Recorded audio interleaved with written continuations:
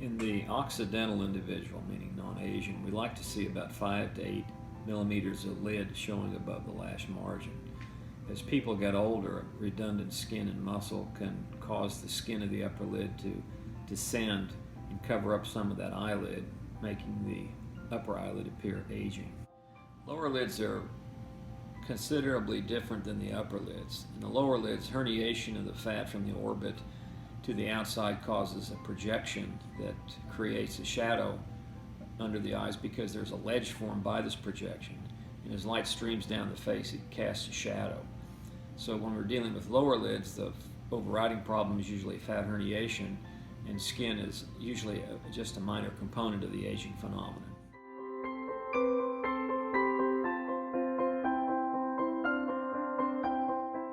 If you close your eye, you can see there's a natural crease with a muscle that opens the eye and inserts into the skin, and it's along that crease that the incision is made, so that when it finally heals up, it looks no more than a crease that was there from the beginning.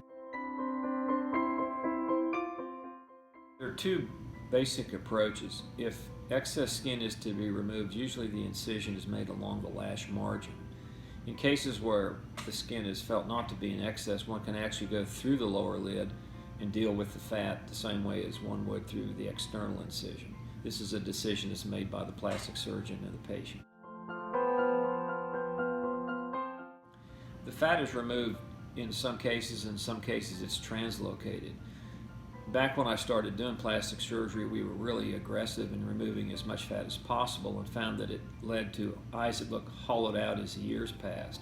Now we're much more conservative in removing fat, and oftentimes we'll take some of that fat and push it onto the upper cheek for volume enhancement. And what we do in addition to removing skin and muscle is to tease that fat out and remove it. In older patients, oftentimes that fat is not redundant, and we now are much more conservative in removing fat because we understand that maintaining volume in the upper eyelid area is important to keep the eyelid looking young.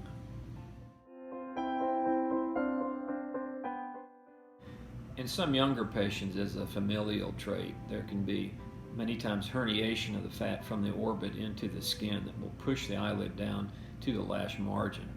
So even patients that are considerably younger can have obscuration of this lid show that can benefit aesthetically from having it corrected with eyelid surgery.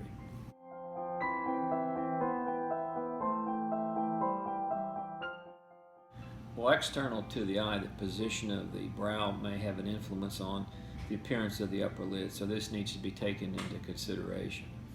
In addition, occasionally the upper lids can have malposition as a congenital phenomenon or sometimes as a product of aging. And these are things that are assessed at the time of the initial consultation.